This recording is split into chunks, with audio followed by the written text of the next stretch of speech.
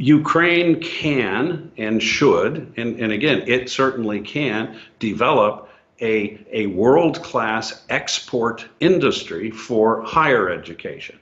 I can't make the point without a little shameless promotion. There is a private university with which, as a disclaimer, I'm a special advisor to the board, but they're private, they're internationally accredited, Germany, Canada, Britain, the US.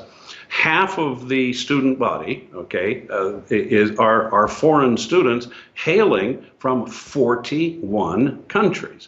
Now, this university, I got to say the name, Ukrainian-American Concordia University. There's my plug. But you know, we're not the only one. There's Catholic University in Lviv, which is superb. Okay, so the point being that this didn't just happen overnight. You go all the way back to the Soviet Union days, and Ukraine was always seen as a center of higher education. You know, world-class higher education. Think Kyiv Polytechnic Institute or the Lviv Polytechnic Institute.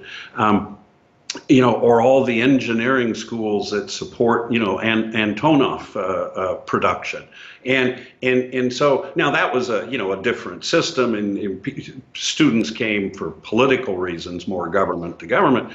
But the point is, Ukraine has a reputation in the world for high quality education, and now you're getting students coming here, middle class students from Nigeria and India and Egypt and China and places who are coming and to get education, bachelor's, master's in economics and in business. And there's no reason this can't be expanded into other scientific fields. So I obviously I would recommend, and I constantly do recommend to the government, take a look at all the enabling legislation, all the regulations, everything you can do to stimulate the private sector growth in higher education.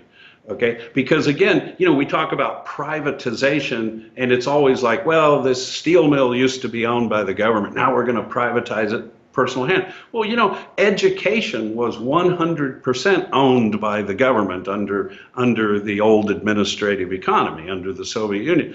And we need to now privatize education. Some of it, not all of it, but certainly at the level of higher education, because Ukraine has the potential, given and seriously, given its geographic location. Okay, so it's the cost is less. The geographic location is closer if you're living in Egypt or India or China, other high population countries. Kyiv, or for that matter, Lviv or Odessa, are lovely cities. They're safe. The cost of living is low, and the human capital is still here. Now, Ukraine has a serious problem with a brain drain.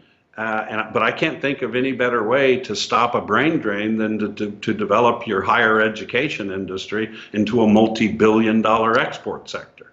That will not only keep young, intelligent, entrepreneurial-minded people here who care about education or tech, but it'll not only keep them here, it'll start attracting others to come back.